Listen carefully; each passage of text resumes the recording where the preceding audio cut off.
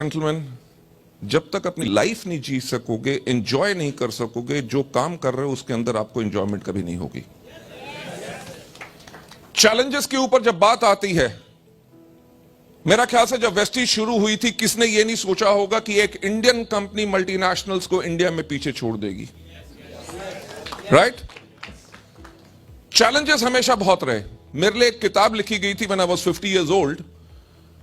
उसके अंदर एक लाइन लिखी गई थी, because I am very fond of going to jungles, right? जंगल के अंदर मैं अपना मैट्रेस ले जाके जंगल के अंदर सो जाता हूं रात को।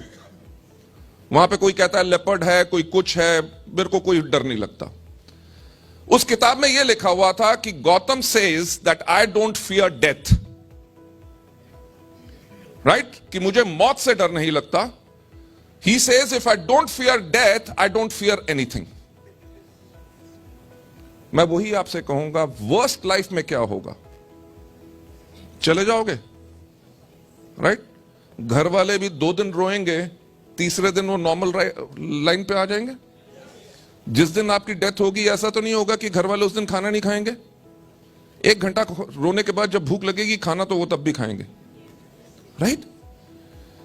Ladies and gentleman, the point is, जो लोग आगे नहीं बढ़ सकते लाइफ में, उनका सबसे बड़ी प्रॉब्लम क्या होती है? फियर। हमारी परफॉर्मेंस बेस्ट क्यों नहीं हो सकती? क्योंकि हमें फियर होता है कि ये आदमी हमारे साथ ज्वाइन करेगा कि नहीं। हमें जब फियर होता है कि इसने वो क्वेश्चन ना पूछ ले जिसका आंसर मेरे पास नहीं है, या नेगेटिविटी में ये मीटिंग ना जाए, वो हमारा फियर होता है। हमारा फियर होता है of losing a good downline.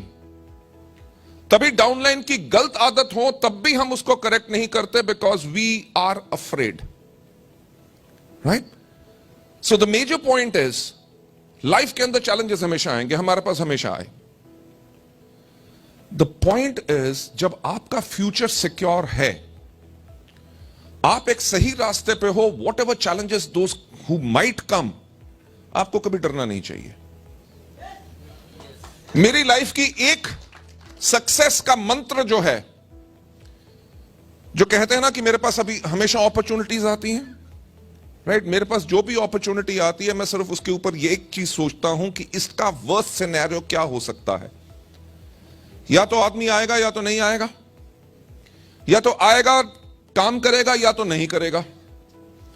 अगर मैं उस चीज के लिए तैयार हूं कि ये आएगा नहीं, तब भी मुझे खुशी है, क्योंकि बाकी जो लोग मेरे पास आने हैं मैं उन पर फोकस कर सकता हूं, right?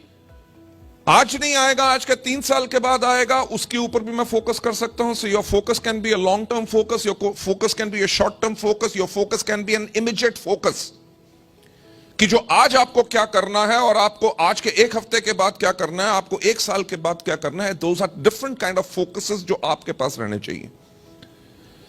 Number 1, if you are not afraid. Number 2, अगर आप चैलेंजेस लेने के लिए तैयार हैं, कि अगर जिंदगी में छोटी चीजें आपको इफेक्ट करेंगी तो बड़ी चीजों को आप कभी एंजॉय नहीं कर सकोगे, है? ये ना, मेरे पास लोग आते हैं, जी हमारी अपलाइन के साथ नहीं बन रही है ना, हम अपना नेटवर्क शिफ्ट करना चाहते हैं। आज मैं कहता हूं रिजाइन करो, 6 महीने नहीं, रिजाइन नहीं करना, काम वेस्टेज में करना, पर अपलाइन से नहीं बन रही।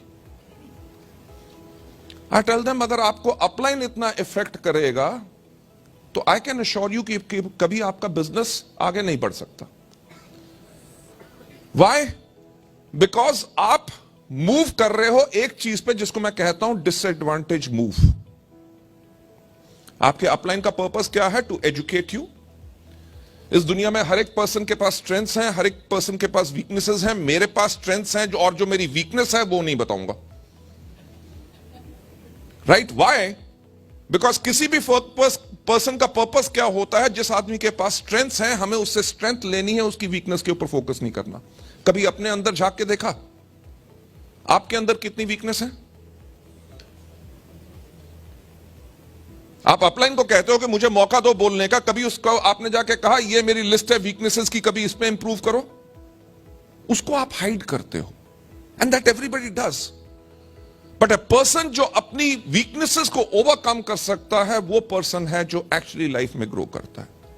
Okay, if you talk about जो मेरा लोगों के साथ इंटरेक्शन रहता है, कभी मैंने किसी को कुछ दिया?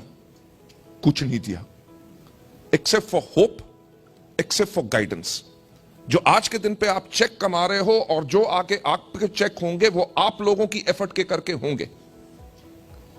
पर जो मैं अपनी लाइफ में आपको बताना चाहूंगा, मैंने सबसे पहली एक चीज के ऊपर विजेता पाई थी, वो थी अपना गुस्सा। पहले मेरे को बहुत गुस्सा आता था, कोई डिस्ट्रीब्यूटर अगर उल्टी बात कर दे, कुछ कर दे, तो मेरे को गुस्सा चढ़ जाता था। आई ओवरकेम दैट। मैंने एक बात कही कि अगर हमें वेस्टीज को एक बड़ी कंपनी बनाना है जिसके अंदर हर प्रकार के लोग आएंगे, मैं वही आपसे कहने की कोशिश करूंगा, सोचने की हिम्मत तो करो कि आपके नेटवर्क में आने वाले समय में किस प्रकार के अलग अलग तरह के लोग आएंगे, उनको आप